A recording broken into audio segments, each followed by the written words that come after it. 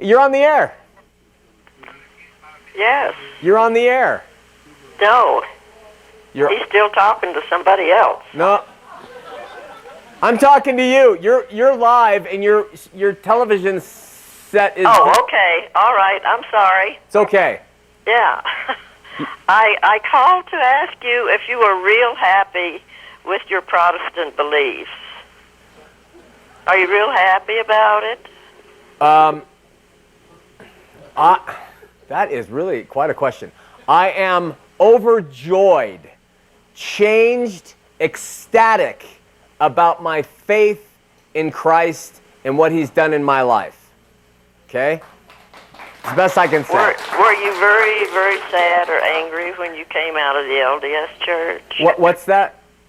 Were you very sad or angry when you came out of the LDS church? Yeah. I had a lot of anger, a lot, and I had some sadness too. My family was still all LDS. It was a difficult thing, having been active for 40 years. So absolutely, but I want to make a comment here about something I think is really important. Okay. We do it every now and then. Happiness is circumstantial, and it comes and goes. And so when you're constantly seeking for happiness, you can find ways to get it. You're constantly seeking, but you can get it through events and circumstances and parties and people. Okay, but joy that comes only comes by God, and it's forever there. Now, they call parts of Utah Happy Valley, and it's because they live a life in search of this happiness, and they go to their ward events, and they have functions, and there's a unity and a community there, and there is a happiness to it.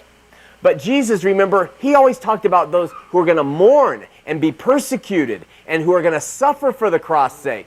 But I don't mind doing those things because of the joy that is within me. Does that help?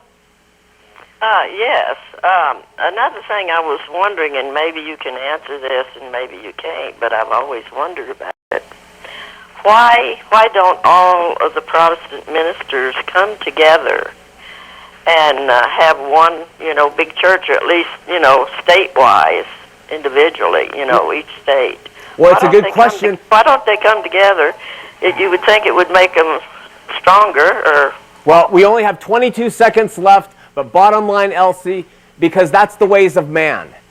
God is very diverse, and He lets people approach Him in many different diverse ways. And so these pastors, they have it on their heart to approach Him in a certain way, and so they do that, and it might be different from another pastor who is led by God to approach Him in another way. Great call. We're out of time. See you next week here on Heart of the Matter.